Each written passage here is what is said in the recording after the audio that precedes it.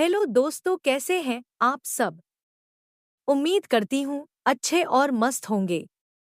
प्यारे दोस्तों, आज की कहानी है गर्मा गर्म रसोई। बहुत समय पहले की बात है। भारत के एक छोटे से गांव सुखपुर में एक महिला रहती थी जिसका नाम था सावित्री। सावित्री अपनी बेटी आर्या और बेटे अनिकेत के साथ एक साधारण झोपड़ी में रहती थी। सावित्री का जीवन रसोई और खेती के बीच बंधा हुआ था। वह एक अद्भुत रसोई बनाने वाली महिला थी और उसका खाना पूरे गांव में मशहूर था। सावित्री के पास बड़ी सी मिट्टी की चूल्हा रसोई थी जहां वह अपने हाथों से ताजी सब्जियां, मसाले और अनाज मिलाकर स्वादिष्ट खाना बनाती थी। लोग कहते थे कि सावित्री का खाना इतना लजीज था कि जो भी एक बार खा लेता वह उसकी तारीफ किए बिना नहीं रह पाता। लेकिन सावित्री के जीवन की एक और बड़ी खूबी थी।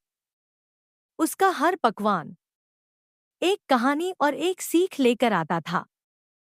सावित्री अक्सर कहती थी, रसोई सिर्फ खाने का साधन नहीं, यह जीवन को स्वाद और सीख देने का जरिया है। उसकी रसोई में हर चीज का एक अर्थ होता था। उदाहरण के लिए, नमक उसे सिखाता था कि जीवन में सादगी और संयम कितना जरूरी है। मिर्च उसे बताती थी कि कभी-कभी कठिनाइयों का स्वाद भी जरूरी होता है। मिठास उसे याद दिलाती थी कि जीवन में प्यार और दया सबसे ऊपर है। आर्या और अनिकेत भी अपनी माँ की मदद करते थे, लेकिन दोनों का रवैया अलग था। आर्या मेहनती और माँ के हर काम में हाथ बंटाने वाली लड़की थी। वह माँ से रसोई के हर राज सीखना चाहती थी। वहीं अनिकेत को रसोई और माँ के कामों में कोई दिलचस्पी नहीं थी। उसे लगता था कि यह काम केवल महिलाओं के लिए है। सुखपुर गांव अपनी शांति और हरियाली के लिए मशहूर था। लेकिन हाल के दिनों में गांव वालों के बीच एक समस्या खड़ी हो गई थी। लोग अपने छोटे-मोटे झगड़ों को लेकर एक दूसरे से नाराज रहने लगे थे। त्योहारों और मेलों में जो खुशी पहले हुआ करती थी, वह कहीं खो गई थी। सावित्री इस बात को लेकर चिंतित रहती थी। वह सोचती थी कि कैसे गांव के लोगों को फिर से एकजुट किया जाए। एक दिन उसे एक अनोखा विचार आया। उसने सोचा, क्यों न मेरी रसोई के माध्यम से गांव वालों को एकजुट किया जाए। सावित्री ने पूरे गांव में घोषणा की कि वह हर रविवार को अपने घर पर गर्मा गर्म रसोई का आयोजन करेगी। इसमें गांव के हर व्यक्ति को बुलाया जाएगा और सभी मिलकर एक साथ खाना बनाएंगे और खाएंगे। यह विचार सुनकर कुछ लोग उत्साहित हुए, तो कुछ ने इसे बेकार समझा। लेकिन सावित्री की प्रतिष्ठा के कारण पहले ही रविवार को बहुत सारे लोग आए। सावित्री ने सबको एकजुट किया और कहा, आज हम सब मिलकर खिचड़ी बनाएंगे। खिचड़ी में हर अनाज का अपना महत्व होता है और यही हमारे जीवन का संदेश है। हम सब अलग अलग हैं, लेकिन जब हम साथ आते हैं तो हमारा जीवन और भी सुंदर हो जाता है। उस दिन सभी ने मिलकर खिचड़ी बनाई। किसी ने चावल लाए तो किसी ने दाल, किसी ने लकड़ियां जुटाईं तो किसी ने मसाले। जब खिचड़ी बनी और सबने साथ बैठकर खाया तो सभी के चेहरे पर मुस्कान थी।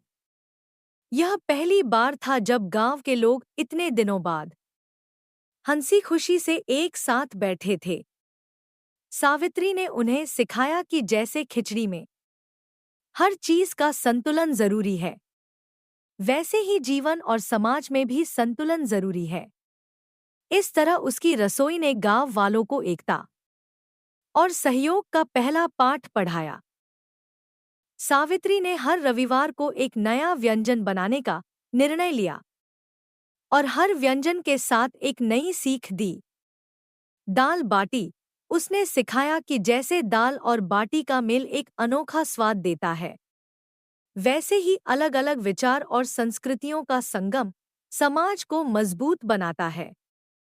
पुलाव, पुलाव बनाते समय उसने कहा कि हर मसाले और सब्जी का अपना स्वाद होता है, लेकिन जब वे एक साथ पकते हैं तो एक अद्भुत स्वाद पैदा होता है।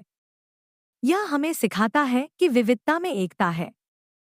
मिठाई, जब उसने गुलाब जामुन बनाया तो उसने कहा कि जीवन में मिठास जरूरी है, लेकिन इसे बांटना और भी जरूरी है। आर्या अपनी माँ के साथ हर रसोई में शामिल होती और नई नई बातें सीखती, लेकिन अनिकेत अभी भी दूर रहता था। उसे लगता था कि यह सब बेकार है। एक दिन सावित्री ने उसे अपने पास बुलाया और कहा, अनिकेत, क्या तुम जानते हो कि रसोई में सबसे महत्वपूर्ण काम क्या है? अनिकेत ने लापरवाही से कहा, खाना बनाना। सावित्री मुस्कुराई और बोली, नहीं, सबसे महत्वपूर्ण काम है दूसरों की भूख को समझना। जब तुम किसी के लिए खाना बनाते हो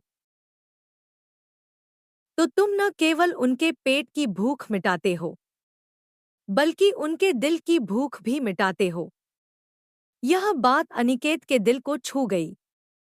उसने पहली बार रसोई में हाथ बंटाने का फैसला किया जब उसने देखा कि कैसे सावित्री छोटी छोटी चीजों में भी जीवन के बड़े पाठ सिखाती है। तो उसका नजरिया बदलने लगा। धीरे धीरे गर्मा गर्म रसोई सुखपुर गांव की पहचान बन गई। लोग हर रविवार को एक साथ आते, खाना बनाते, खाते और अपने झगड़ों को सुलझाते।